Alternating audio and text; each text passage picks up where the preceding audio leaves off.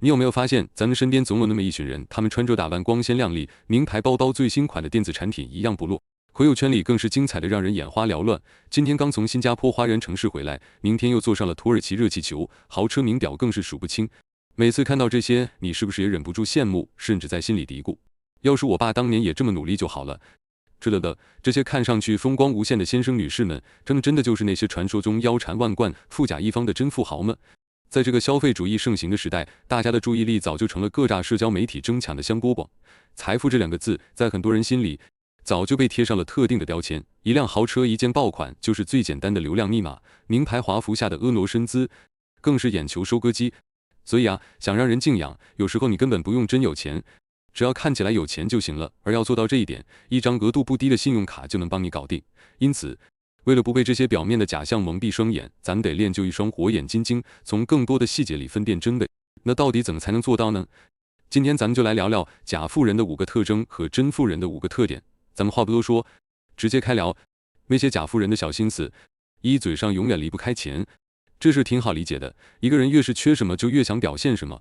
他們自己沒啥實打實的資產，所以只能靠着豐富的想象力，加上一套瞞天過海的口才來吸引別人的關注。當然了，這世界上沒那麼多傻子，只要你稍微動動腦子，就能輕而易舉地識破他們的把戲。想想看，財富固然能吸引人，可同時也會招來嫉妒和麻煩。為了滿足一時虛榮，就把自己暴露在危險裡，那可不是什麼明智之舉。除非你本來就一無所有。所以真正的富人啊，他們才不會輕易暴露自己的真實財力呢。反過來，那些真富豪更喜歡的是安靜的聆聽，更從別人的談話中學習新知識，就像一塊海綿不停地吸收。可那些半吊子的冒牌貨就不同了，只要取得一點點小成績，就沾沾自喜，恨不得全世界都知道。就算你根本不想聽，他們也會滔滔不絕，一遍又一遍地重複那些豐功偉績。從他們新買的鞋子、開的車子，到住的房子、用的手機，甚至是他們辦的派对，每個細節都要曬出來。更讓人費解的是，他們一邊不遺餘力地抱怨經濟不好，一邊花起錢來卻大手大腳，日進斗金。這種言行不一、邏輯撕裂，簡直讓人摸不着頭腦。二，對身份認同異常焦慮。簡單來說，他們特別在意別人怎麼看自己，急於得到外界的認可。世上總是貼滿了各種華麗的標籤，什麼名媛、上流社會，簡直是他們的共同語言。可真要和真正的上流人士聊起來，他們又會顯得特別諂媚奉承，讓人瞧不起。說到底，他們所有的行為都是為了收割那些不如自己的人的羨慕和嫉妒，從而影響別人的心智。所以，每天花費大量時間的精力去偽裝成成功人士，成了他們的必修課。自然而然，他們从來沒想過真正提升自己，成為一名真正的上层人士。就像我前面說的，把財富暴露在危險中，從來不是什麼好事。因此，你在社交媒體上基本看不到真富人們的生活痕跡。三，職業頭銜搞得很複雜。這第3點特別有意思，簡直是第2點的進階版，但同時也是辨別真偽的關鍵。那些冒牌富人啊，最喜歡把自己的職業複雜化，為的就是魚目混珠、混淆視聽。比如你問一個人做什麼的，他可能跟你說他是某某公司某某崗位的負責人，你一聽覺得特別有範兒，覺得他是個職場精英，可他就是不敢直接把職位簡單的說出來，因為實際上他可能只是那家公司前台的一名接待員，只不過換了個聽起來更有排面的說法罷了。尤其是 CEO 這個詞，簡直就是冒牌富豪們的當紅炸子雞，因為他能完美掩飾他作為一家小公司老闆的尷尬事實。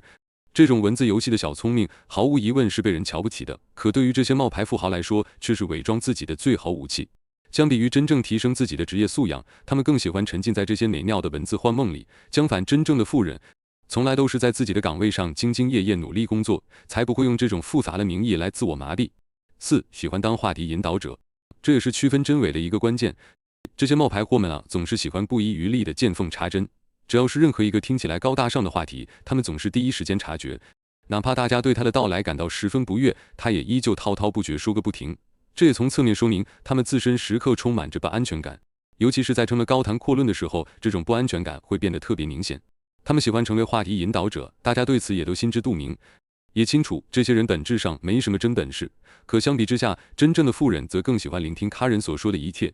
都是他們最渴望的資訊。他們喜歡聽別人談論，對別人的經歷無比好奇。實際上，他們的大腦在此時會飛速運轉，迅速而有力地從中篩選並歸納出有利於自己的信息，然後為己所用。5，無時無刻不在張揚自己的規劃。俗話說，半瓶子水響叮當。這些冒牌富人呢，總是會不遺餘力地把自己宏偉的藍圖自信滿滿地公之於眾，還信誓旦旦地為他的項目承諾數百萬的利潤。他們只想讓所有人都覺得這個項目收益可觀。可實際上，這些所謂的規劃也許聽起來不錯，但骨子裡卻缺乏深刻的推演和思考，執行起來漏洞百出，根本無法落地。再加上這些所謂的規劃人本身就缺乏自律性和執行力，這就導致他們的藍圖往往只是一紙空談，毫無實踐性可言。那些所謂的賺錢點子，大概率也只是他們腦海裡的幻夢罷了。但真正的富人可就不同了，他們對待未來的規劃極其慎重，會進行深刻的思索與求證。他們清楚明白，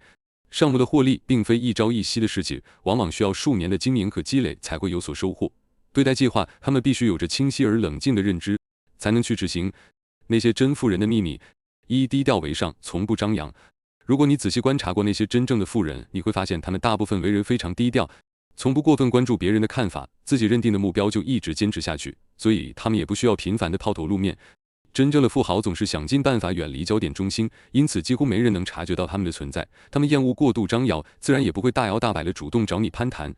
所以在一場宴會中，他大概率不會是那個見人就發名片的自來熟，也不是那個高談闊論引人注目的商界新星，因為他們壓根就不會參加這種所謂的社交晚宴。你也許會覺得他們十分傲慢，瞧不起這些平民社交，但實際上恰恰相反，你幾乎無法從他們身上感覺到絲毫傲慢。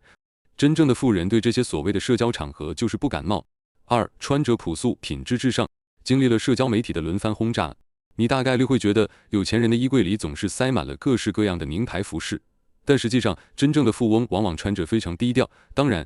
他們確實有很多價值不菲的衣物，但除了少數重要場合外，他們幾乎不會在日常生活中穿的名牌服飾。哪怕是馬克·扎克伯格這種級別的人物，也喜歡穿着他的灰色 T 恤出席各種場合。這從側面說明，真正的富人並不會盲目追求時尚，因為相比於時髦，他們更喜歡追求品質。當你仔細觀察他們那些看似樸素的服飾後，你會發現這些不起眼的衣物往往做工精細，穿着舒服並且完美貼合主人的身形。更有意思的是，這些服飾往往也是一線大牌，只是他們的 logo 並不明顯，因為富人呢會選擇深色的款式來掩蓋他們的特點。三、只和能幫助自己成長的人交往。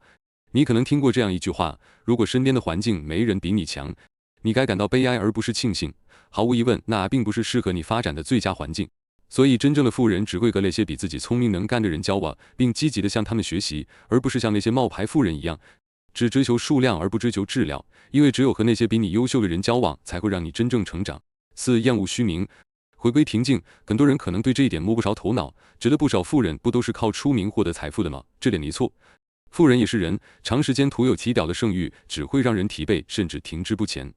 這一點和普通人一樣，當自己被人群簇擁時，富豪們和普通人一樣，只想趕緊離開這種狀態。他們不想聽到你的奉承，也不想被要求簽個名什麼的，他們只想讓你盡可能的尊重他們，並讓他們安靜地離開公眾的視線，因為過多的關注只會帶來更多的麻煩。五、只專注手頭之事，高效務實。